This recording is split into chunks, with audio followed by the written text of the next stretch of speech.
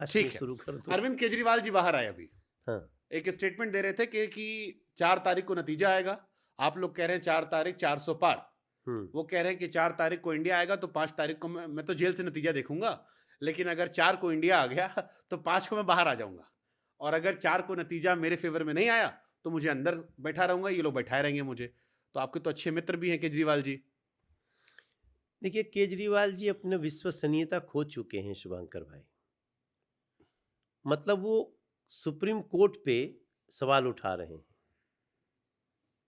Supreme court ने उनको 20 दिन की जस्ट लाइक अ पैरोल दिया, बेल नहीं दिया। क्यों नहीं बेल दिया? जैसे संजय सिंह जी को बेल मिला वैसे उनको बेल मिल जाता। अब आप सुप्रीम कोर्ट को कैसे दोषी ठहरा सकते हैं? और अगर वो ऐसा कह रहे हैं तो ये बहुत ये ही वायरल गंभीर बात स्टेटमेंट है। उनका है, हाँ। जो सोशल मीडिया पे चल रहा था कि तो 4 को नतीजा आएगा, अगर इंडिया जीती तो 5 को मैं बाहर आ जाऊंगा, नहीं जीते हम तो भगवान जाने कब तक बैठा रहूंगा। मतलब ये कहना चाहते हैं कि अ, वो ये कह रहे जो हैं कि आप लोग बैठा रखे हैं। इंडी अलायंस जो कहेगा वही सुप्रीम कोर्ट करेगी, ऐसा वो वो कहना कह रहे हैं चाहते कि बीजेपी वाले बैठा रखे हैं, हटेंगे मामला क्लियर हो जाएगा। हैं। बीजेपी तो ये भी नहीं चाहती थी कि वो 20 दिन के लिए भी आए। ये आपको पता है ये पहली बार भारत में हुआ था कि एक रनिंग मुख्यमंत्री जेल चला गया। और एक रनिंग मुख्यमंत्री को कहा जाता है कि सुनो तुम मुख्यमंत्री कार्यालय नहीं जा सकते, सुनो भाई आप सचिवालय नहीं जा सकते। मानी बेइज्जती का भी हद हो गया। ये बेइज्जती का भी एक लेवल होता है।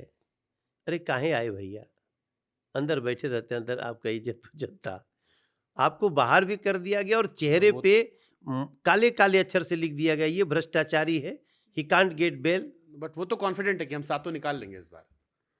अरे वो तो 2014 में भी चाहते थे, कोशिश 2014 में नहीं करते थे, 2019 में नहीं करते थे। अच्छा, एक question Manoj ji, common public पूछती है, चलिए जी, आपकी बात है वो लीगल लड़ाई हो, मामला सुप्रीम कोर्ट पे छोड़ते हैं। ये हम हमारी कॉमन, कोई लड़ाई नहीं, हमारी लड़ाई भ्रष्टाचार से हाँ, है। भ्रष्टाचार को लेकर एक हाँ। कॉमन सवाल आता है।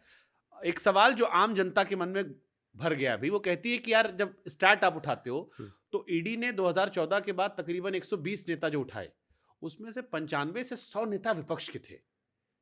अब उनका कहना है कि एक देश में ऐसा कैसे हो सकता है कि सारा जो चोर निकल रहा है वो सब उधर वाला ही है, हमारा वाला सब मीठा मीठा आदमी है। और जिसके ऊपर वो आरोप भी लगाते हैं, जब वो हैंडशेक कर लेता है तो बच जाता है। एग्जाम्पल भी वो कई सारे देते हैं, आप चाहेंगे तो मैं 10 नाम भी गिना दूंगा, लेकिन क्यों नाम लेना। तो ये लगता है कि फिर ये संयोग नहीं है, ये प्रयोग है कि आप लोगों ने मनी लॉन्ड्रिंग वाले का बड़ा पावर देके फायदा उठा लिया है। नहीं शुभंकर भाई, एजेंसीज को पहली बार स्वतंत्रता मिली है। तो बीजेपी में कोई चोर नहीं है नहीं होगा तो वो काहे नहीं जाता फिर? तो विपक्ष क्या कर रहा है? खोज के लाए। मनोज तिवारी की कोई चोरी खोज के लाना तो चाहिए। विपक्ष वाला तो सब बीजेपी में आ गया। अब नहीं तो कोर्ट में तो जा सकते हैं। जिनके साथ में आज तक में बैठ के प्रवक्ता लड़ते थे बीजेपी वाले, आज दिल्ली, आज कांग्रेस के सारे प्रवक्ता तो बीजेपी में बैठे हैं। देखिए ये बात बता दें हमको, हम आपको, कि कोई भी व्यक्ति के ऊपर केस चल रहा होगा, हाँ, वो बीजेपी में आया होगा, हाँ। क्योंकि राजनीतिक जरूरत होती है, नंबर गेम है राजनीति। लेकिन उसका केस खत्म हो गया हो, नेबर। उसका केस चलता है, उसका केस का रिजल्ट आएगा, अगर वो दोषी होता है तो he will be out. Ajit Pawar सबसे भ्रष्ट थे, चल रहा है आज केस। शांत हो गया। हेमंत नहीं, बिश्व शर्मा पे कितना बात चल रहा था, आज कुछ निकलबे नहीं करता कहीं से। ठीक हमारे है, आवाज में कहावत कहते हैं सर, मीठा मीठा गप गप, तीखा तीखा थूक थूक। नहीं नहीं ऐसा नहीं है। मैं तो देखिए, हम लोग भी 10 साल से काम किए हैं, लगभग 14,600 करोड़ का काम कराया हूं। पहली बार अपने क्षेत्र में जमुना जी पे सिग्नेचर ब्रिज बना के लाया, राष्ट्रपति शासन में। शास्त्री पार्क का फ्लाईओवर बनवाया, एलिवेटेड रोड बनाया हूँ 4800 करोड़ की लागत से। अब आपको देहरादून पहुंचाऊंगा 2.5 घंटे में दिल्ली से। पहली बार मेट्रो लेके आया, पहली बार सेंट्रल स्कूल बनाया, पहली बार रेलवे स्टेशन बनाया, पहली बार पासपोर्ट ऑफिस अपने क्षेत्र में बनाया, पहली बार रिवर फ्रंट बना रहा हूं। 14,600 करोड़ के काम में एक तो आरोप लगना चाहिए था कि मनोज तिवारी ने कुछ कमीशन लिया। 14,600 करोड़ एक बहुत बड़ा अमाउंट होता है। क्यों नहीं आम आदमी पार्टी के इतने चैनल हैं, आप सोशल मीडिया पे जाइए, उनसे ज्यादा तो कोई है हम लोग को तो कुछ नहीं उनके सामने। आप एक बार लाओ मनोज तिवारी के सामने कि मनोज तिवारी ने करप्शन किया, ये कमीशन ली। हम तो उनके उनके कई केसेस को किए और लोकायुक्त में गए और केस चलाने का अनुमति मिल गया। इलेक्टोरल बॉन्ड पे तो आ रहा था ना सर, आरोप लगाए थे उन लोगों ने कि आरोप लगाए। मैं बार बार कहता हूं, देखिए शुभांकर वो भाई, तो कहते हैं कि देश का सबसे बड़ा स्कैम इलेक्टोरल बॉन्ड है। आम आदमी इलेक्टोरल पार्टी बॉन्ड लाया कौन? नरेंद्र मोदी। नरेंद्र मोदी जी ने इलेक्टोरल बॉन्ड लाया है। आप साहस है तो अपना इलेक्टोरल बॉन्ड में अपनी बातें करिए, कहां से आया है। हम तो बता रहे हैं कहां से पैसा आया है। अगर पैसा देने वाले का कुछ गड़बड़ी है तो उसकी भी जांच हो रही है। लेकिन अगर आपके पास पैसा वो भी है, केजरीवाल जी भी कह रहे हैं कि सारी एजेंसी बना दी है, सबूत उनके पास है नहीं, लेकिन बैठा रखा है ना, कोर्ट पे आरोप मत लगाइए। सुप्रीम कोर्ट आपको ठीक है बेल भी नहीं जनता देती। तय कर देगी। हाँ, जनता तय। भोजपुरी पे आते, भोजपुरी फिल्म इंडस्ट्री से आप आते हैं। अभी एक फिल्म आई थी चमकीला, देखी आपने सर? नहीं। चमकीला एक फिल्म है जो पंजाब के एक सिंगर थे, उनके ऊपर बेसी जमाने में मर्डर हुआ था। अच्छा। पंजाब की इंडस्ट्री बड़ी तेज राइज की है। हम्म। पंजाब की इंडस्ट्री इंटरनेशनली काफी वायरल हो गई है, बहुत अच्छा पैसा भी आ गया है, स्टैंडर्ड बढ़ा लिया है, क्वालिटी ऑफ प्रोडक्शन बढ़ा लिया है। भोजपुरी इंडस्ट्री आपको लगता है कि अभी कंपैरिजन में साउथ इंडस्ट्री, पंजाब इंडस्ट्री पीछे है? क्वालिटी वाइज तो भी बहुत पीछे है। क्यों? अब तो इतना बड़ा व्यूअरशिप है, यूट्यूब पे आप देखिए 800 मिलियन व्यूअरशिप आती है। यूट्यूब पे तो ठीक ही है। हाँ, तो इसका मतलब सुनने वाले लोग तो हैं। हाँ, जो हम सिनेमा की बात करेंगे तो वहाँ पे अभी इस क्वालिटी में बहुत आवश्यकता। और फिर मैंने एक बात आपको कही थी कि बिहार के भोजपुरी एरियाज के क्षेत्र में सिनेमा हॉल्स का विकास न होना, ये भी एक बहुत बड़ा कारण है।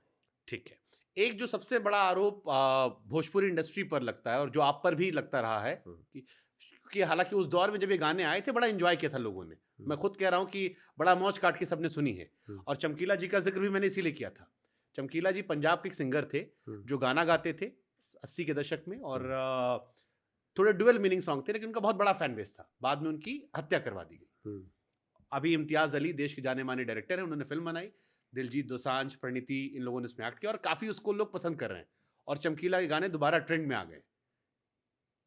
ये समय मिलेगा, देखिएगा पिक्चर, अच्छी पिक्चर है। हमको पैसा नहीं दिए लेकिन हम उसका जिक्र कर दे रहे हैं। तो जैसे आपके गाने, जो जैसे मैंने पूरब के बेटा का जिक्र कहा, अब पूरब के बेटा का जिक्र जब आप लिस्ट उठाते हो तो ऊपर वाली के चक्कर में, बगल वाली, एक गुड्डी, जो हमको याद है। रिंकी के पापा तो बढ़िया गाना था, भगवान जाने उसका इतना मजाक क्यों उड़ता है, वो तो फनी सॉन्ग था बढ़िया। आपके बगल में जो बजाने वाले तो बढ़िया हमको आदमी लग रहे थे, स्माइली। तो इन गानों को लेकर अब आप असहज होते हो कि इन गानों को लेकर बड़ा कटाक्ष होता आप पर, और कहा था कि आप लोगों ने शुरू किया, फिर रवि जी ने लोगों ने और बढ़ाया, और अब तो बड़ा वल्गर बना रखा है, इस टाइम तो कुछ गा देते हैं। ये सब गाने तो हमारे बहुत, मुझे प्राउड है कि मैं ये गाने गाया हूँ। और ये सब गाने हैं, एंटरटेनमेंट है। वल्गर कहीं हो ही नहीं सकता। मनोज तिवारी का गाना वल्गर हो ही नहीं सकता। ये तो जैसे ऊपर वाली के चक्कर में लड़का खूब पिटाइल बा, तो इसमें वल्गर क्या है? लड़की क्यों पहला प्रेमी, इसमें वल्गर क्या है? या जैसे वल्गर शब्द क्या है? अब जैसे वो बेबी बियर वाला था, वल्गर क्या है? आप उसको लेके अभी प्राउड है, आप ये कह रहे हैं? अरे भाई, हाथ में मोबाइल, इनके होठन पे ये स्माइल, बगल सामने ऊपर नीचे मारे लिए स्टाइल, पास पड़ोसी के लोग इनके निकले लागल दम दम दम दम, ओ बेबी बियर। इसमें वल्गर क्या है? तो फिर आप पे इतना कटाक्ष लोग काहे करते हैं? जिसको देखो आपके पीछे एकदम, जैसे कहते हैं ना देसी भाषा में, लपटियाया है आपके पीछे कि मनोज जी गाए हमारा व्यूअर बढ़ाते रहते हैं। हमारा व्यूअर बढ़ाते हैं। या जैसे वो गाना था, बबनी के लागल बस साहर के हवा औरी पढ़ावा, कहली की गौवा में नौवा लिखवावा। हाँ, मैं तो कह रहा हूँ गांव में भी पढ़ाओ। कितना बड़ा बात बोल रहा हूँ शुभंकर भाई, गांव में क्यों नहीं पढ़ाएंगे बच्चों को? बट उसका मतलब तो ही था ना, जो अब जो भावना हम समझते थे कि शहर में जाएगी तो बौरा आ जाएगी, दिमाग खराब हो जाता। तो जैसे अभी मैंने आप ही का इंटरव्यू देखा, कई जगह आप ही पे लोग, आजकल कई लोग हैं जो दिखा दिखा बोलते हैं, हम नाम किसी नहीं लेंगे, तो लेकिन इन गानों को लेकर आपको कोई परहेज नहीं है? नहीं, कोई परहेज नहीं भाई, वो एक सिचुएशन है। भाई गांव की जगह वो चले गए शहर में, तो ये हंसी मजाक है। हालांकि ये धारणा रही है कि जैसे छोटे शहरों में उस जमाने में था, वो उसी समय में हमने गाया था। उस तत्कालीन समाज का एक छोटा सा दर्पण है वो हाँ। गाना, बट वल्गर नहीं है ना शुभांकर भाई। वल्गर किसको कहते हैं? आपने बहुत गंदी बात कर और दी।